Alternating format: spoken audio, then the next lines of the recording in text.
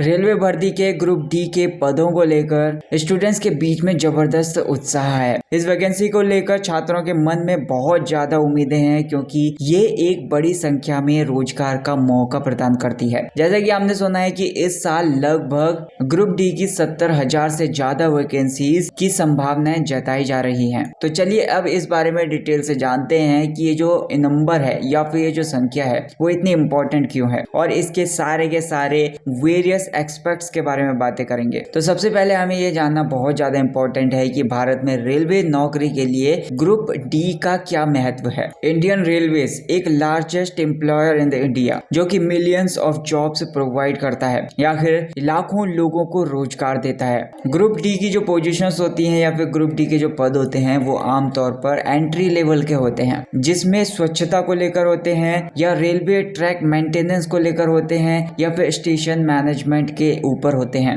तो ये जो पद हैं ये उन लोगों के लिए बहुत ज्यादा इंपॉर्टेंट है जो कि अपने परिवारों को सपोर्ट करने के लिए एक स्टेबल नौकरी की तलाश में होते हैं और उनके पास बहुत ज्यादा एजुकेशन या फिर बहुत ज्यादा स्किल नहीं होती है। ग्रुप डी की जो नौकरियां होती हैं वो ना केवल सैलरी प्रोवाइड करवाती हैं, बल्कि जो गवर्नमेंट बेनिफिट्स होते हैं या फिर जो सरकार की तरफ से जो लाभ दिए जाते हैं और जो सुरक्षा दी जाती है वो भी दी जाती है, और कई ऐसे इंडियंस के लिए एक अट्रैक्टिव ऑप्शन बनाती है। अब बात करते हैं इस साल के अपडेट की। अक्टूबर में इस वैकेंसी का नोटिफिकेशन आने की उम्मीद थी, लेकिन फेस्टिव सीजन की वजह से इसमें देरी हो गई। अब नवंबर में इसकी जारी होने की संभावना है। जहां तक वैकेंसी की संख्या की बात है, इसमें यह दावा किया जा रहा है कि इस साल लगभग 70,000 पदों पर भर्ती होने वाली है। अब ये जो संख्या है वो काफी ज्यादा बड़ी है और इससे जो कैंडिडेट्स होंगे उनमें एक नई उम्मीद जगेगी। और इस अपडेट की जो पुष्टि की गई है वो एक सीनियर ऑफिशियल के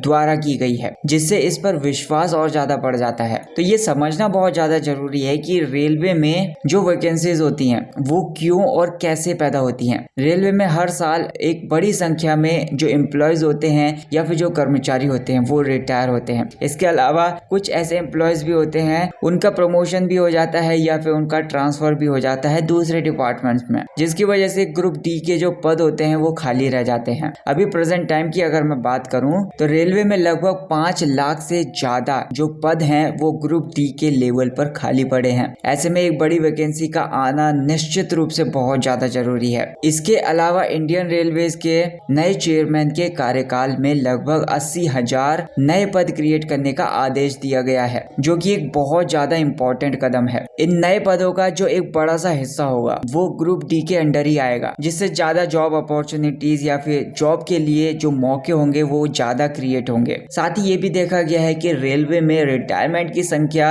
काफी ज्यादा हो रही है या फिर काफी ज्यादा तेजी से बढ़ रही है, जिससे जो नए पद हैं उनका जो क्रिएशन है उनकी जरूरत और भी ज्यादा इंपॉर्टेंट हो जाती है। अब बात करते हैं उन स्टूडेंट्स की जो इस भर्ती का वेट कर रहे हैं, बहुत बेसब्री से वेट कर रहे हैं। जनवरी से अलग अलग तरह की सरकारी नौकरियों की भर्तियों की जो एक्सपेक्टेड संख्या थी उसमें वैकेंसीज नहीं आई हैं। इसकी वजह से जो स्टूडेंट्स का जो फोकस है सारा का सारा ध्यान है वो अब ग्रुप डी की भर्ती पर है, क्योंकि ये एकमात्र ऐसा ऑप्शन है जो इतनी बड़ी संख्या में नौकरियां प्रदान करता है। कई ऐसे स्टूडेंट्स भी हैं जो अपने करियर की दिशा को, अपनी करियर को शेप देने के मौके को इसे मानते हैं और इसकी तैयारी में जी जान से जुटे हुए हैं। इसके अलावा AIRF यानी कि all India railway man federation, इसके चेयरमैन शिव गोपाल मिश्रा जो हैं उनका एक बयान सामने आया है। उसके अनुसार 70,000 पदों पर ग्रुप डी की वैकेंसीज आने की संभावना है।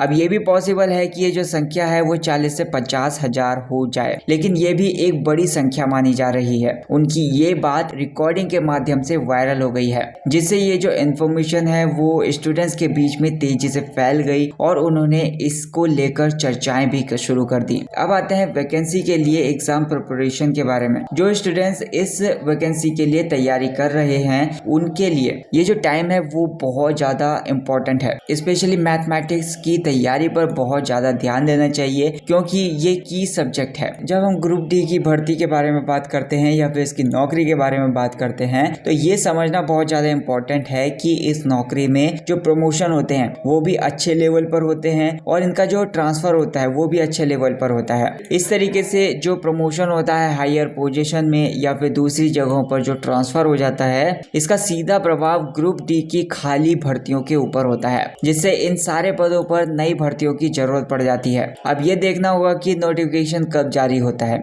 और कितने पदों पर भर्ती की घोषणाएं की जाती हैं। अब स्टूडेंट्स को ये रेकमेंड किया जाता है कि वे इस भर्ती की तैयारी में कोई भी कसर न छोड़ें और नोटिफिकेशन आने के बाद एग्जाम की तैयारी पर ज्यादा फोकस करें, क्योंकि एक बार अगर वैकेंसी जारी हो जाती है तो उसके बाद कंपटीशन और भी ज्यादा बढ़ जाता है। इसके लिए पहले से ही तैयारी करना फायदेमंद रहेगा। लास्ट में इस वैकेंसी को लेकर कुछ एक्सपेक्टेशंस भी हैं उन स्टूडेंट्स के लिए जो इसे एक बड़ी आशा की किरण के रूप में मान रहे हैं। तो इस वैकेंसी का जो मेन उद्देश्य है वो केवल नौकरी प्रदान करना नहीं है, बल्कि इससे लाखों परिवारों की आर्थिक स्थिति में सुधार आ सकता है। तो उम्मीद मैं ये करता हूँ कि आप इस साल की सबसे बड़ी भर्ती प्रोसेस में शामिल होकर हजारों युवा अपने भविष्य को संवारने में सफल होंगे। इस भर्ती की प्रोसेस के बारे में आगे की अपडेट जानने के लिए इस चैनल को सब्सक्राइब कर लीजिए। अगर आपको वीडियो पसंद आए तो वीडियो को लाइक कर देना, चैनल को सब्सक्राइब कर देना। Thank you so much for watching this video.